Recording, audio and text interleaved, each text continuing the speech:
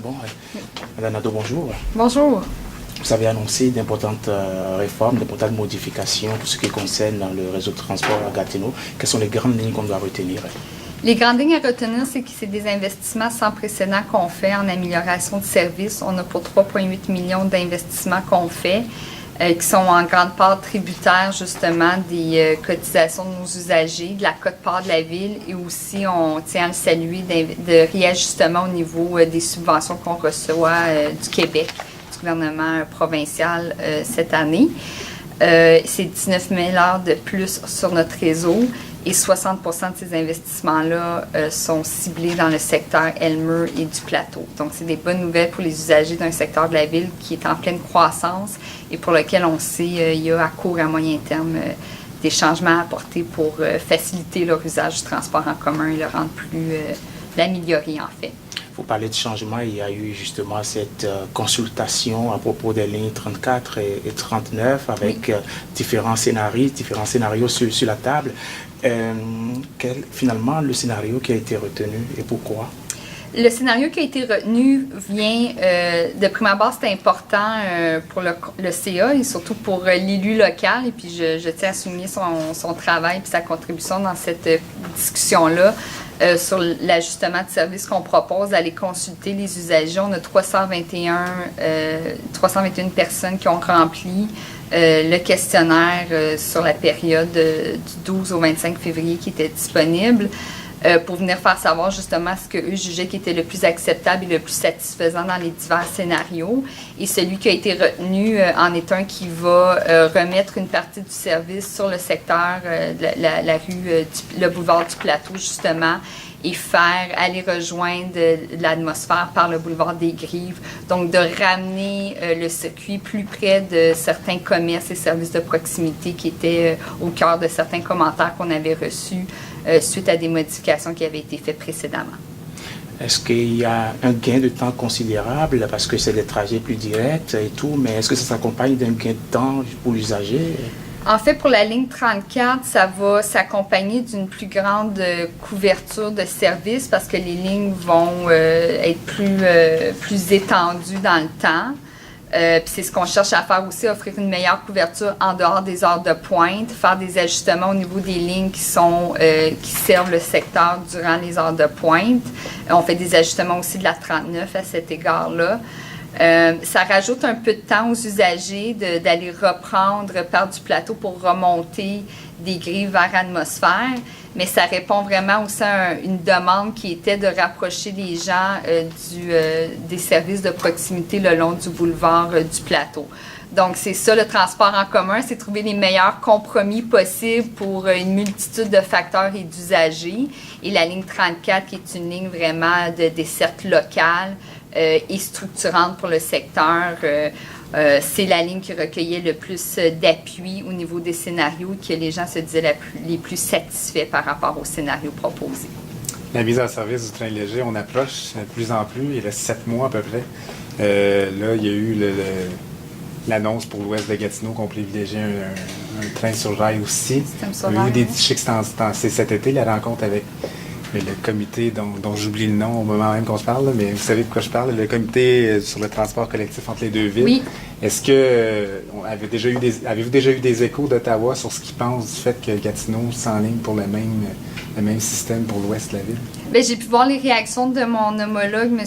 Stephen Blais, qui se disait bien content, en fait, de voir la position du conseil municipal d'un mode sur rail.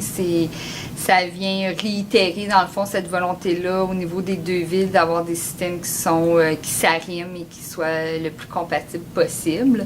Donc, on est content qu'ils soient contents, si je peux m'exprimer ainsi. Puis au niveau des arrimages, justement, bien ça, c'est toujours en cours. Là. La STO a déjà des initiatives qui sont déjà en cours. Toute notre billettique sur la carte à puce qui est compatible avec les systèmes dossier transpo, ça fait déjà quelques années qu'on a ça. Les points d'arrimage avec la mise en service du train léger, ça aussi, le plan est déjà fait. Là, il reste à l'opérationnaliser. Puis à ce niveau-là, bien, on est en contact continu avec nos homologues d'Ottawa. Puis nous, on est prêts en stand-by au signal qu'ils vont nous donner quand eux seront prêts à donner ces signaux-là. Peut-être une petite mise à jour sur le Rapidbus Lorrain? On en est où? Je sais que ça fait un mois qu'on l'a annoncé, mais c'est quoi les prochaines étapes? Là? Bien, les prochaines étapes, ça va être de lancer des appels d'offres. En fait, ça a déjà été fait. Ça va être les octrois de contrat. Fait que là, ce processus-là suit son cours. Et puis, quand on sera en mesure de faire des annonces publiques, bien, on les fera. Tu dit que 60% des investissements annoncés vont justement pour le secteur de l'Ouest et tout. Est-ce que cela préfigure ce projet de corridor vers l'Ouest un tout petit peu? Bien, en fait, ça démontre juste à quel point il y a des besoins, il y a des besoins à plusieurs niveaux dans ce secteur-là. C'est l'endroit dans la ville de Gatineau où on connaît la plus forte croissance depuis de nombreuses années. Fait qu'évidemment, cette pression-là, à un moment donné, se fait sentir sur notre réseau de transport en commun. Puis à la STO, on est conscient que ça prend des solutions à court, moyen et long terme. Aujourd'hui, ce qu'on annonce, c'est des solutions à court terme. C'est des bonifications de services, certaines qui vont arriver pour notre service d'été, mais la plupart là, vont tous arriver là, à l'automne, à partir du 27 août, là, quand on parle des voyages courts de certaines lignes 40, quand on parle d'avoir 2 autres lignes de 40 qui vont arrêter au Parcobus Rivermead. Là, tout ça, c'est des choses qu'on entend depuis un certain nombre de temps suite aux ajustements qui ont eu lieu précédemment.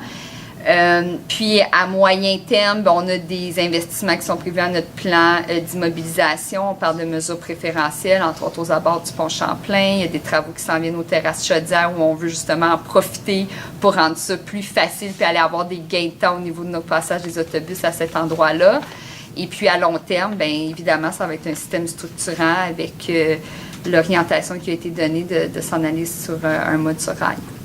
Peut-être en lien avec ce que le citoyen disait tout à l'heure, la plainte pour le bruit au Galerie Edmure, c'est peut-être bon pour monsieur, madame, tout le monde qui l'ignorait. Les chauffeurs d'autobus, je ne sais pas si madame Tifo est mieux placée pour ça, là, mais les chauffeurs d'autobus, quand il fait en haut vraiment de 5 degrés Celsius, doivent éteindre leur moteur après un certain temps. Comment ça fonctionne? Exactement. S'ils sont arrêtés pour plus de 5 minutes, ils doivent arrêter leur moteur. Et ça, c'est entre plus 5 et plus 25. Donc, à des températures raisonnables. Sinon, bien, ils doivent maintenir le chauffage pour les usagers. Ou la climatisation l'été. Donc, c'est pour ça que c'est cette obligation-là là, d'éteindre les moteurs pendant ces périodes-là. Mais ça fait vraiment depuis 2011 que ce citoyen-là se plaint ou c'est ce qu'il semble dire? Et, bien, évidemment, c'est sûr qu'on a mis en place des nouveaux services dans cette période-là. Donc, on a amené davantage d'autobus au terminus des Galeries d'Edmure. Effectivement, lui, il est vraiment très près du terminus. Sa résidence est vraiment près du terminus. Et puis, bien entendu, on est en train d'aller à la recherche de la meilleure solution potentielle et la solution qui sera durable pour le futur. Donc, c'est là-dessus. Un exemple, en fait, c'est sûr que ça pouvait, au départ, on parlait d'une solution comme une butte qui mitigerait le bruit et tout ça.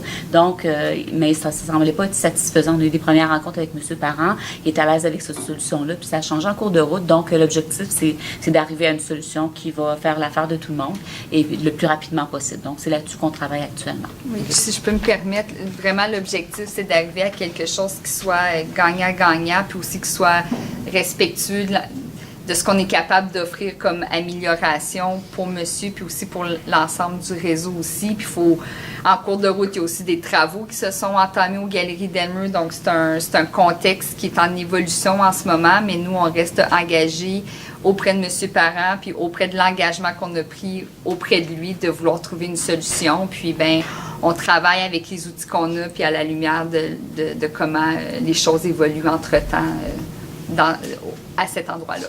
Okay. Merci.